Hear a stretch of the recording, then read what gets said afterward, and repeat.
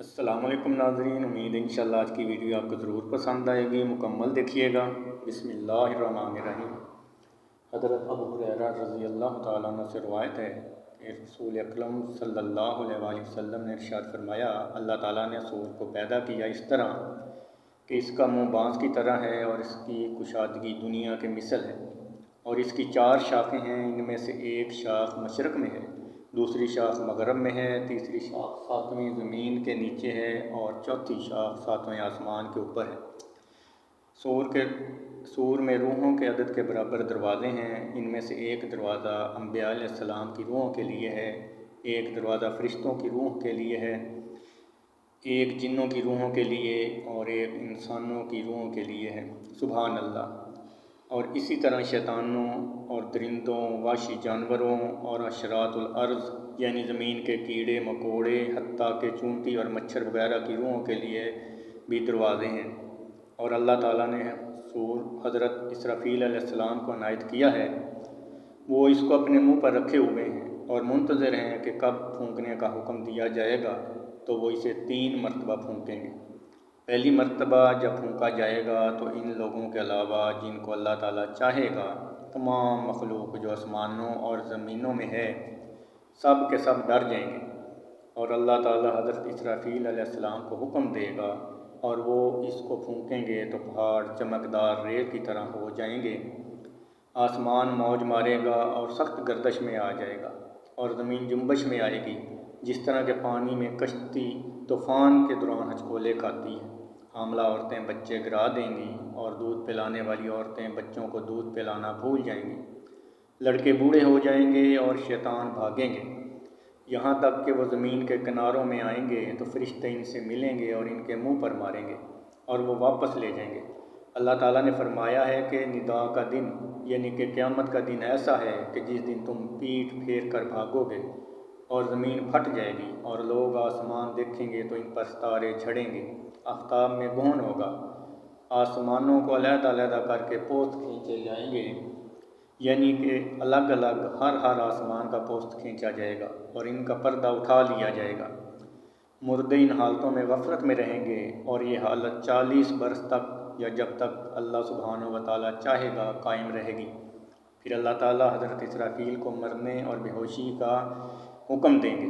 اس وقت حضرت اسرافیل علیہ السلام کہیں گے کہ اے روحو، اللہ کے حکم سے باہر نکلو، تو آسمانوں اور زمین والے بے ہوش ہو جائیں گے اور مر جائیں گے، مگر جن کو اللہ تعالیٰ چاہے وہ نہ مریں گے، اور یہ شہداء ہیں یا 13 نفوس ہیں، اور وہ یہ ہیں: حضرت جبرائیل علیہ السلام، حضرت میکائیل، حضرت اسرافیل علیہ السلام، حضرت عزرائیل اور 8 وہ فرشتے جو حاملین عرش ہیں، اور ابلیس لعین۔ اس کے بعد دنیا باللہ انس و جن اور حشرات کے باقی رہے گی۔ پھر اللہ تعالیٰ ملک الموت سے فرمائے گا کہ میں نے تیرے اگلوں اور پچھلوں کے عدد کے برابر مددگار پیدا کیے تھے، اور میں نے آسمانوں اور زمین والوں کی قوت تجھ میں رکھی تھی، میں آج تجھ کو غضب کے کپڑے پہناتا ہوں اور اگلے اور پچھلے لوگوں اور جنوں کی تلخی کی موت کی زیادہ قوت دیتا ہوں، اور تیرے ساتھ فرشتگان دوزخ سے 70,000 فرشتے ہوں گے، اور ہر فرشتہ دوزخ کے ساتھ آگ کے شعلے کی زنجیروں میں سے ایک ایک زنجیر اپنے ساتھ رکھے گا، اور مالک داروغہ دوزخ کو آواز دے کہ وہ دوزخ میں دروازے کو کھول دے۔ چنانچہ ملک الموت ایسی صورت میں آئیں گے کہ اگر اس صورت میں ان کی طرف زمین و آسمان والے دیکھیں تو ضرور مر جائیں گے، تو وہ ابلیس کی طرف آئیں گے اور اس کو شدت سے جھڑکی اور دھمکی دیں گے، جس کی وجہ سے وہ بے ہوش ہو جائے گا، اور اس کے گلے سے خر خر کی ایسی آواز نکلے گی کہ اگر اس کو اہل آسمان اور زمین والے سن لیتے تو بے ہوش ہو جاتے۔ اس کے بعد ملک الموت اس سے کہیں گے کہ ٹھہر اے خبیث، میں تجھے موت کا مزہ چکھاؤں گا، تو نے کتنی عمر پائی اور کتنی صدیوں کے لوگوں کو گمراہ کیا۔ تو وہ ملعون مشرق کی طرف بھاگے گا، جب ملک الموت اس کی آنکھوں کے درمیان دیکھیں گے تو وہ مغرب کی طرف بھاگے گا۔ اس وقت پھر ملک الموت اس کی آنکھوں کے درمیان نظر کریں گے، اس کے بعد وہ دریاؤں میں غوطہ لگائے گا تو وہ دریا اس کو قبول نہ کریں گے، چنانچہ ہمیشہ بھاگتا رہے گا اور اس کے لیے پناہ کی کوئی جگہ نہ ہوگی، یہاں تک کہ وسط دنیا میں حضرت آدم علیہ السلام کی قبر پر کھڑا ہوگا اور کہے گا کہ اے آدم تمہاری وجہ سے میں مردود و ملعون ہوا۔ پھر وہ لعین ملک الموت سے کہے گا کہ تم مجھے کس پیالہ سے پلاؤ گے اور کس عذاب سے میری روح قبض کرو گے؟ تو ملک الموت اس سے کہیں گے کہ شعلہ آتش اور گرم آگ کے پیالے سے، اور ابلیس خاک میں لوٹے گا، کبھی چلائے گا اور کبھی بھاگے گا، حتیٰ کہ جب وہ اس جگہ ہوگا جہاں وہ اتارا گیا تھا اور ملعون ہوا تھا، تو فرشتگان دوزخ اس کے لیے زنبورے اور آرے قائم کریں گے۔ زمین چنگاری کی طرح ہو جائے گی اور زبانیاں فرشتے اس کو گھیر لیں گے اور زنبوروں اور آروں سے اس کو چیریں گے جب تک اللہ تعالیٰ چاہے گا۔ اس وقت تک حالت نزاع اور موت کے غصے کا شکار رہے گا۔ پھر اللہ تعالیٰ دریاؤں کو حکم دے گا کہ وہ فنا ہو جائیں، بے شک ان کی مدت گزر چکی۔ دریا کہیں گے کہ ٹھہرو، ہم اپنی جانوں پر توجہ کر لیں، ہائے ہائے وہ ہمارے خزانے، وہ ہماری عجائبات کدھر گئے؟ اس کے بعد ملک الموت ان پر ایک سخت چیخ مارے گا تو ان کے نشان بھی نیست و نابود ہو جائیں گے، گویا وہ تھے ہی نہیں۔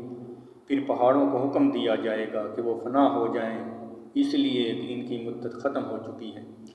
چنانچہ وہ کہیں گے کہ ذرا ہم اپنی جانوں پر رو لیں، ہمارے خرمے کے درخت اور درختوں کی جمعیت کہاں ہے، اور وہ ہمارے خزانے کہاں ہیں؟ اس کے بعد ملک الموت ان پر ایک سخت چیخ مارے گا تو وہ پگھل جائیں گے۔